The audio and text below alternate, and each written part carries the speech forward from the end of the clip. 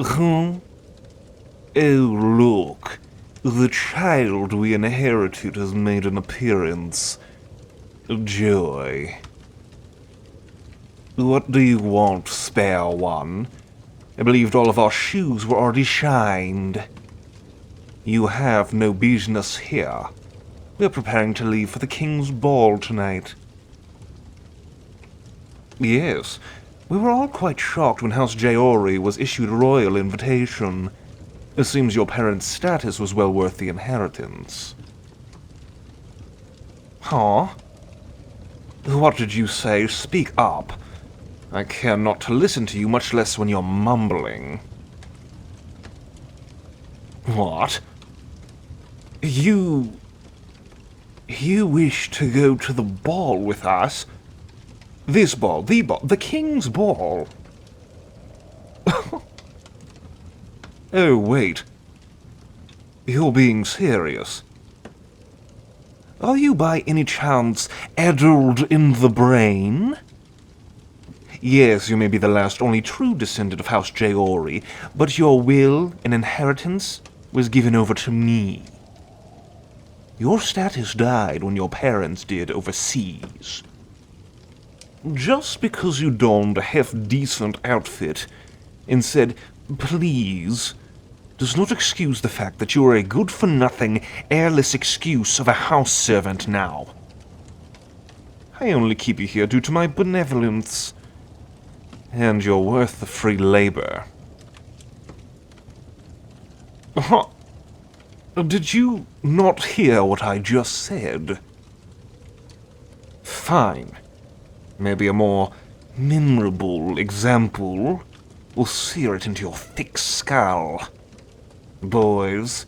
Yes, Father.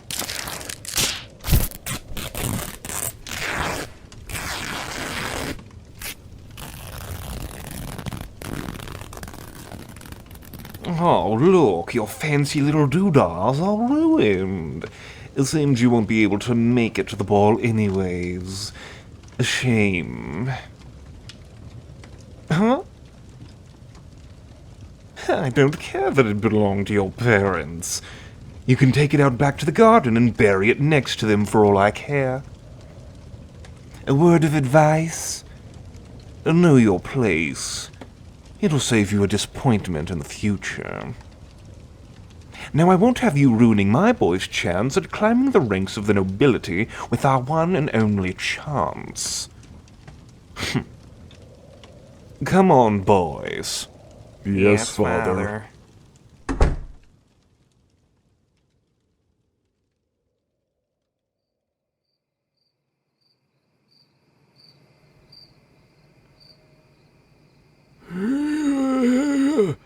Huh? Oh, young dear, why are you so sad? What? No, I'm just some weird old man you've never met who's hanging out in your garden. Nothing suspicious. Oh, go.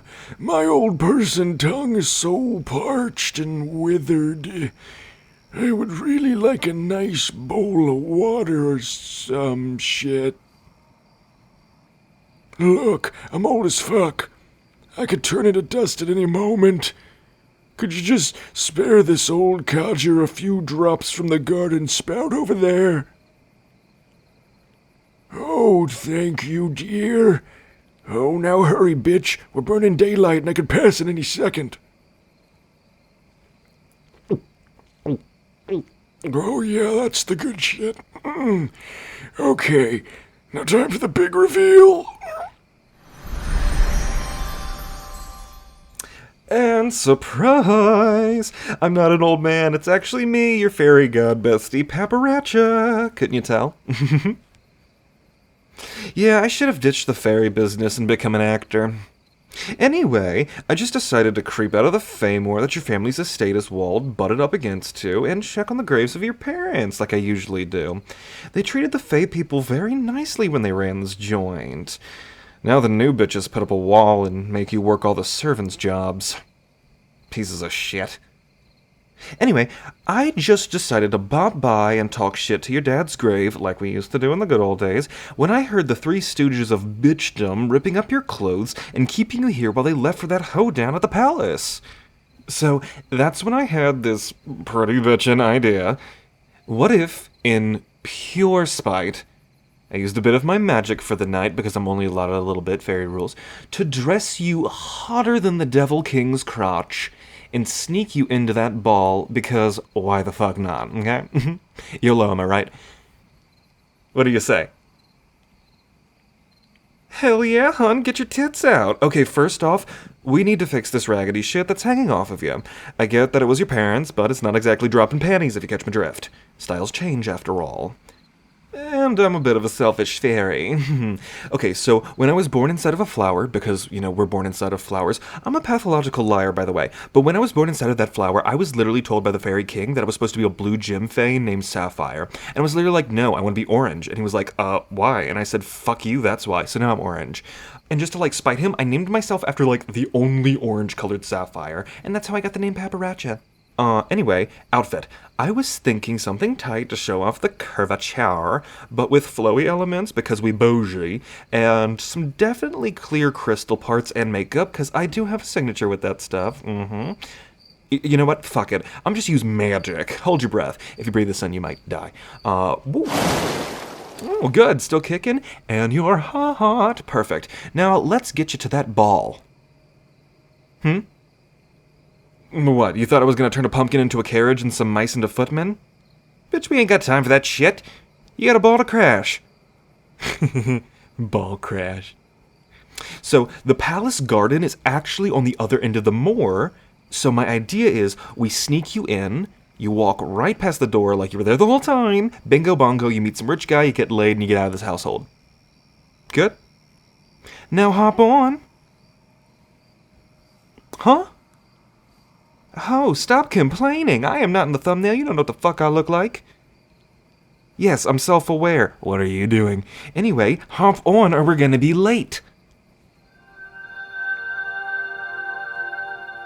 See? Boom, we're here. Magic! Now, wear this mask.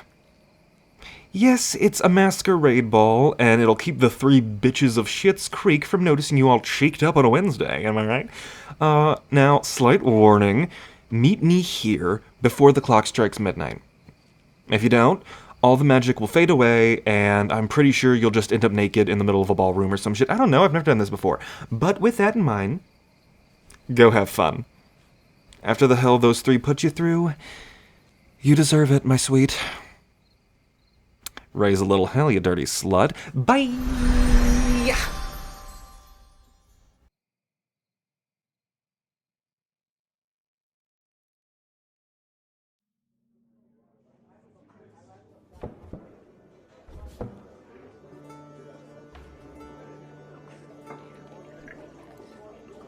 Father, is this masquerade ball really necessary? I know you mean well, but I told you that I don't need such an event just so you can secure succession to the crown.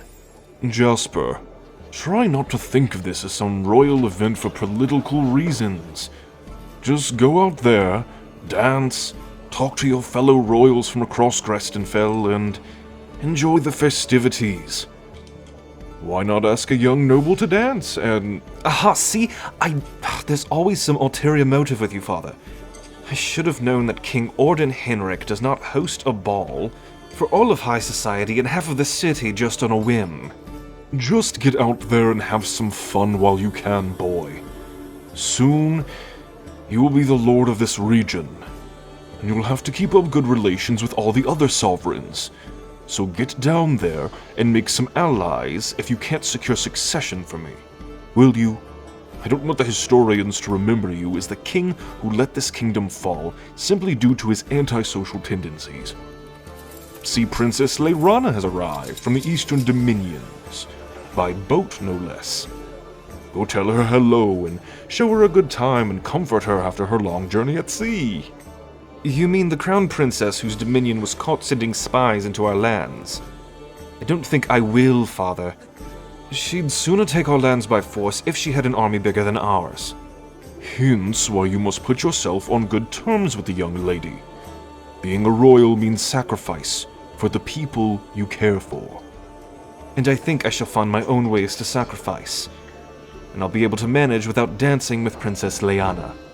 Your Majesty, King Henrik, Queen Yvette is requesting your hand in the next dance. Pardon me, son. Just because you refuse to have a fun night does not mean I will not as well. Go on, Jasper. Enjoy the ball. If not for me, then for you. Whatever you say, Father.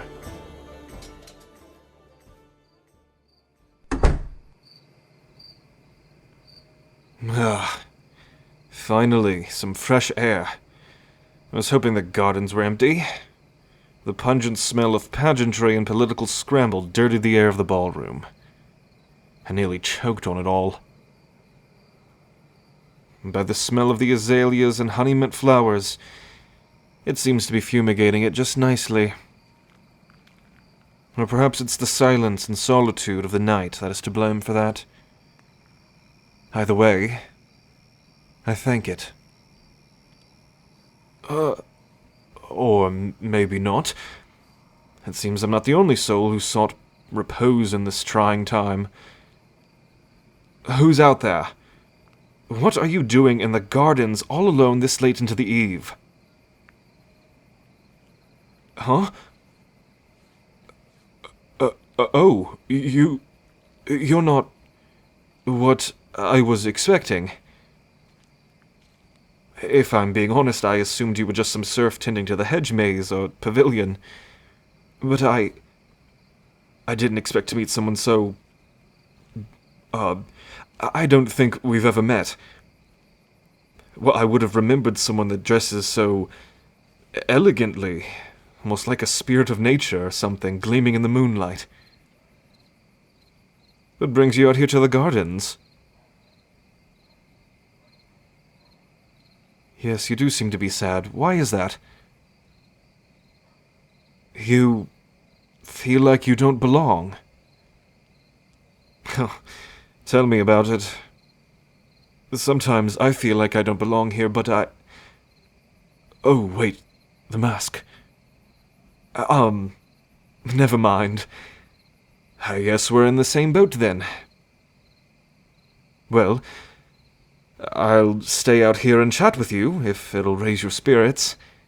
I want no part of that ball anyway. I guess for the night you can just call me Mr. J. And you are?